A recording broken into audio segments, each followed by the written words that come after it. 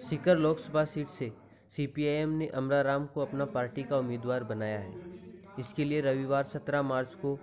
सीकर के कार्यकर्ताओं की एक मीटिंग रखी गई थी और उसमें ये फैसला लिया गया।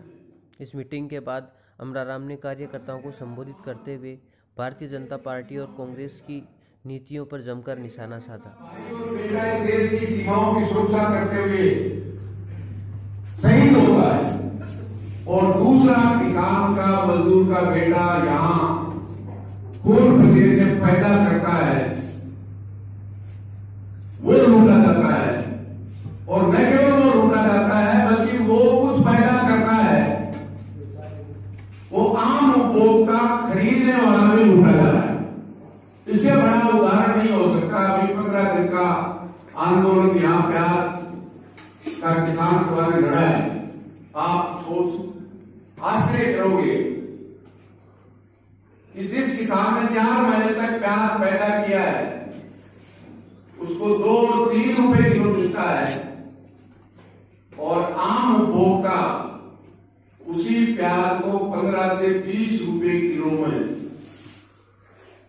खरीद के खाने के लिए मजबूर है। और दोनों पार्टियों की सरकार, एक ही देश में है, एक ही प्रदेश में है, लेकिन न किसान की चिंता है, न उपभोक्ता की चिंता है। उनको चिंता वोट की, और वो किसान और आम उपभोक्ता को इतना मजबूत समझते हैं। जो किसान 70% है, किसान और गांव का खेत मजदूर जो खेती में पसीना बहाता है, वो समझता है तो अपने आप वोट दे देगा। 1.5 महीने से लगातार इसके लिए किसान मांग कर रहा है। प्रदेश की सरकार ने बाजार हस्तक्षेप योजना में वहां तक प्रस्ताव नहीं भेजा।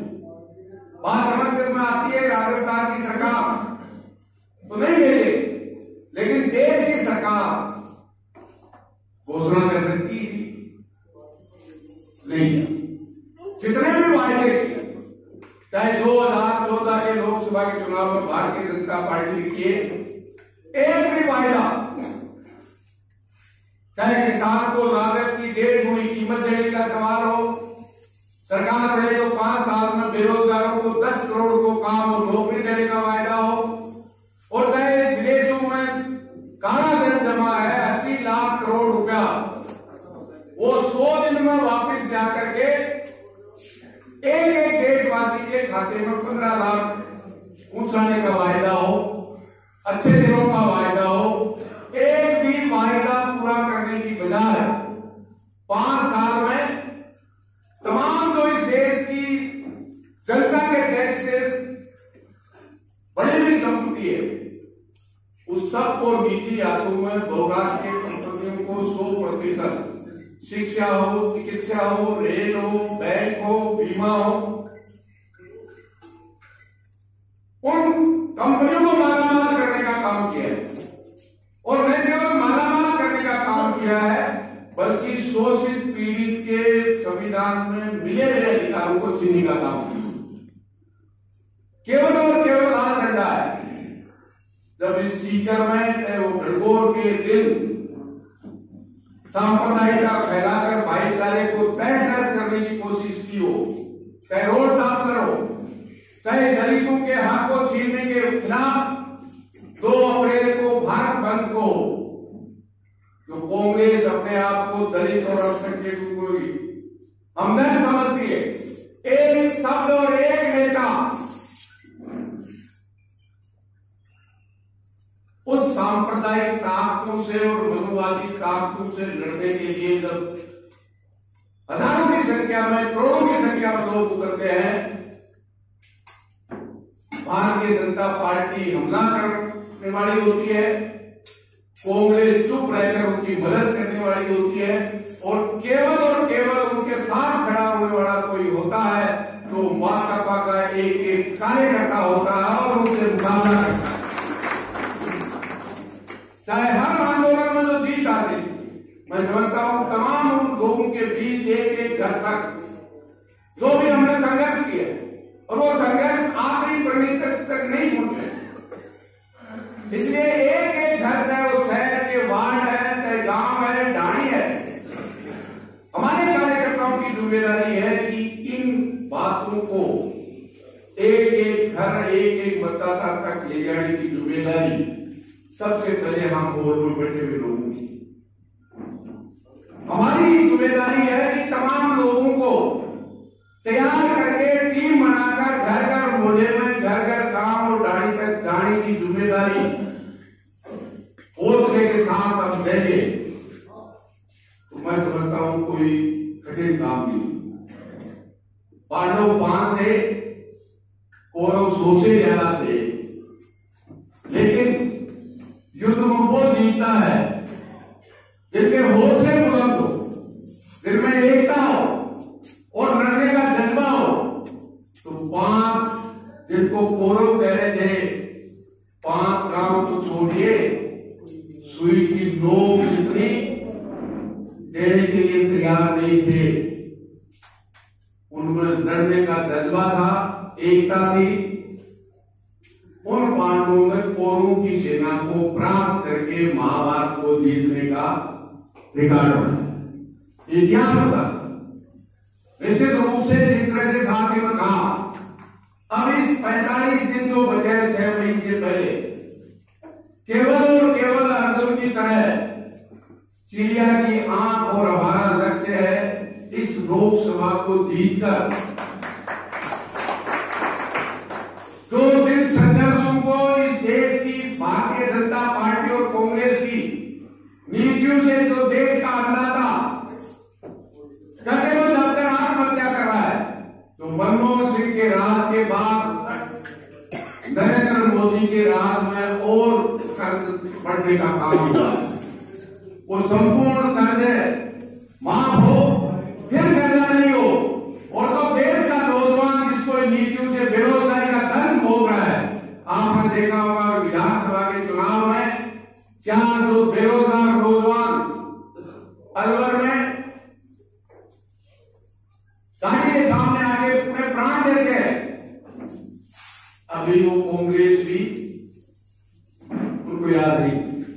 इसलिए ये लड़ाई किसान की लड़ाई, नौजवान की लड़ाई, भाईचारे की और देश की एकता की लड़ाई की आवाज, इस इलाके की आवाज आज तक की संसद में नहीं पहुंची है। वो संसद में पहुंचाने की जिम्मेदारी मैं समझता हूं लेकर के हम जाएंगे तो कोई बड़ी बात नहीं। इसलिए सबसे महत्वपूर्ण बात यही है कि आज तक जो भी गए, जो पिछड़ा रखा है, जो वायदे भारतीय जनता पार्टी ने 2014 में किए, 2018 के विधानसभा के चुनाव में कांग्रेस ने वायदे किए, 10 दिन में उन्होंने 100 दिन का वायदा किया। कांग्रेस ने 10 दिन में सभी किसानों का संपूर्ण कर्जा माफ हो जाए, अभी हुआ संपूर्ण। जो कुछ भी मिल रहा है आप और हमको एक एक मतदाता तक उस किसान तक लेके जाना है। चाहे 2017 में कर्जा माफ हुआ, चाहे राज्य सरकार की सड़कों पे टोल माफ हुआ,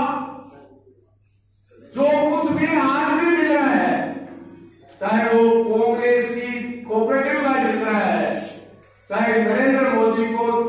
500 रुपए महीने का किसान को देने का है, चाहे उड़ीसा के पटनायक का और चाहे तेलंगाना के चंद्रशेखर का, वो केवल और केवल कुछ मिल रहा है। वो मैं समझता हूं राजस्थान और उसमें भी अग्रणीय भूमिका जो सीकर जिले की